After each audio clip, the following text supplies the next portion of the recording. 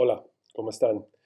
Mi nombre es Miguel Rojas Sotelo y ante todo quiero agradecerle al Ministerio de Cultura, a la División de Artes Visuales, al Departamento de Arte y Humanidades de la Universidad de los Andes por mantener sostenidamente este estímulo a la crítica y escritura de arte contemporáneo en Colombia. Y me gustaría referirme también brevemente tres puntos sobre el texto Soberanía Visual, del cual fue objeto este reconocimiento. El primero es con respecto a la responsabilidad que tenemos las personas que trabajamos en el mundo del arte y particularmente en el mundo del arte colombiano, de dirigirnos de forma no solamente crítica, por supuesto, esto es un estímulo a la crítica, a la escritura crítica, pero dirigirnos de forma directa, sencilla, eh, simple, abierta, eh, tanto a nuestros colegas y a los agentes, distintos agentes del mundo del arte, bien sean artistas o las instituciones del arte, el mundo de la academia, las escuelas, las galerías, los curadores, las instituciones, los museos, los archivos, las bibliotecas, etcétera. Este ejercicio de escritura crítica me lleva a un segundo punto, y ese punto tiene que ver con cómo trabajar desde una forma contextualizada. Y eso quiere decir que no necesariamente hay que habitar los terrenos de las prácticas artísticas, y lo hemos visto en algunos de los estímulos recientes, en los cuales escritores o gentes de la literatura han recibido el estímulo produciendo textos realmente maravillosos, o desde la sociología, o desde la psicología, o desde la antropología. Eh, Quiero hablar de contextualizar nuestra práctica escritural o nuestra práctica crítica, eh, vinculándonos no solamente a las prácticas artísticas contemporáneas en Colombia, sino la capacidad que tenemos de producir el conocimiento situado. Si hablamos sobre prácticas artísticas en Colombia, tenemos que hablar sobre prácticas que hacen parte de unos contextos sociales, históricos y culturales muy particulares. Eh, Eso significa que tenemos dos o tres responsabilidades. Y la primera es, bueno, uno, dar cuenta de estos procesos históricos y la producción cultural, en este caso de las artes visuales, a esos procesos históricos, situados, contextualizados en nuestras propias problemáticas y en nuestras propias experiencias, tanto históricas como culturales. La segunda, y me refiero al primer punto, nuestra responsabilidad de dirigirnos al gran público, a esos dos públicos, al público especializado, pero al gran público. Y creo que el estímulo de crítica está tratando de hacer eso con este tipo de foros y con el hecho de producir tirajes más grandes de la colección de textos cada año. Eso hay que celebrarlo. Pero eso me lleva a mi tercer punto y está conectado con estos dos puntos anteriores. Y es la necesidad que tenemos no solamente de escribir clara y directamente, de forma sencilla, abierta, eh, porque aquí hablamos de unos procesos de escritura de la historia. Y esos procesos de escritura de historia están vinculados con procesos de escritura desde arriba. En esos procesos de escritura muchas historias han sido negadas, muchas historias han sido silenciadas.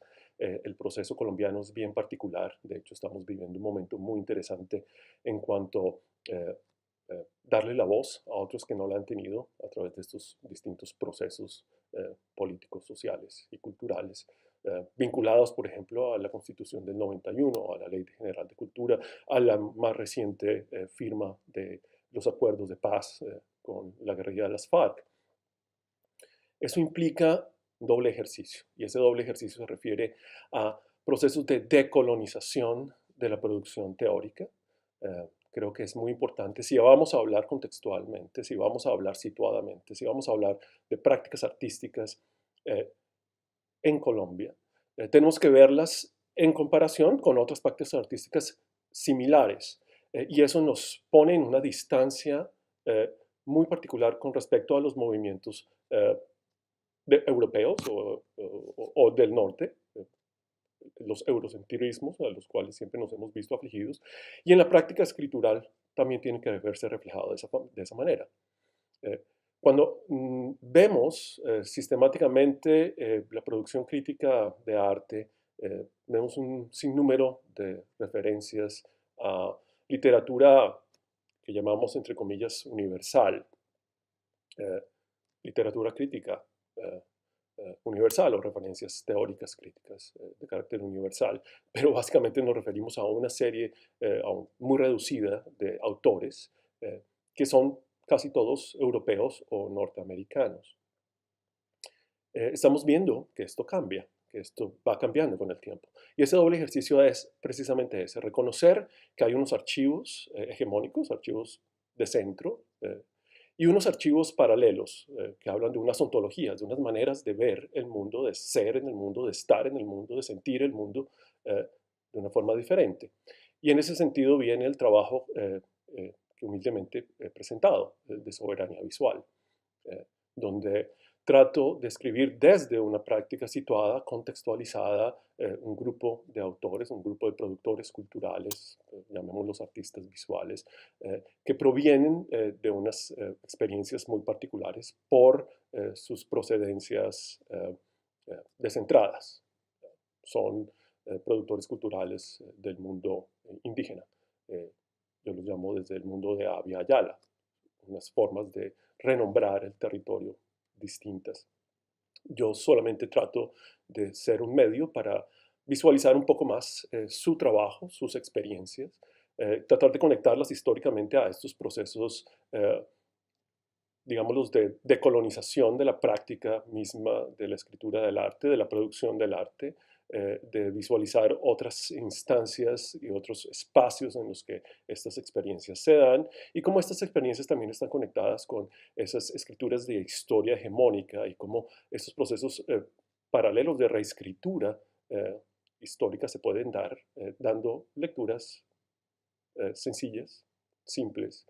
El reto es entonces vernos reflejados en estas prácticas como iguales, porque usualmente lo que sucede es que cuando hablamos de asuntos de raza o de clase o de género, eh, terminamos construyendo unos espacios patriarcales en los cuales, uno, reconocemos el problema, dos, identificamos los agentes, tres, tomamos medidas y entonces generamos unos procesos de cuotas y listo, check, solucionado el problema.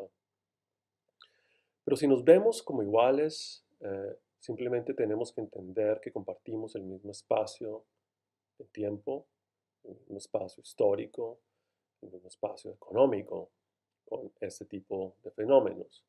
Y para dar un ejemplo, nuestras más profundas falencias se dan en premios como este. Vemos la publicación, el tiraje en papel de este premio, de esta colección de textos, y el cuerpo femenino indígena termina siendo sometido a un ejercicio de gabinete de curiosidades, pequeños espacios, pequeñas ventanitas, viñetas en las que las referencias y las reflexiones sobre esa práctica, sobre el cuerpo y el maíz, se dan sobre el papel. Y más adelante vemos a un cuerpo de una mujer desnuda blanca ocupando eh, doble página. Eh, y tal vez no nos damos cuenta que ese ejercicio de la presentación de este tipo de experiencias simplemente muestran nuestra profunda falencia de vernos reflejados y entendernos como iguales. Y por eso quiero pedirle perdón a los artistas que están presentes en esta reflexión de soberanía visual, porque la presentación física impresa del texto no da cuenta de la importancia de sus prácticas artísticas y de sus intervenciones en los espacios institucionales del mundo del arte colombiano. Poco a poco se van dando.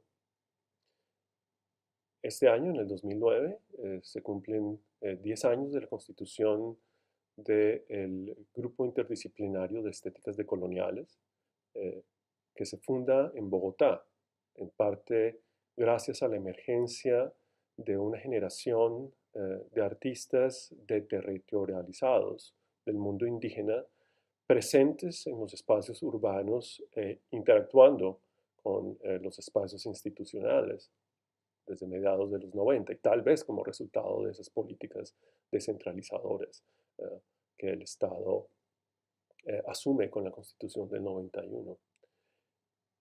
10 años han pasado de estas primeras reuniones en las que, tomando como punto de referencia el trabajo de Adolfo Albana Chinte por allá en el Bajo Cauca, eh, nos recuerda que hay formas de reexistir y no solamente de resistir. Albana Chinte continúa su trabajo con las comunidades afro a las cuales él pertenece, reconociendo no solamente las prácticas de producción audiovisual, pero también las músicas y las cocinas, la comida, eh, los contextos y los sonidos de territorios como el Tuno. Creo que eso es todo lo que tenía que decir. Les agradezco mucho de nuevo por este espacio en este foro y espero que la discusión esté muy amena.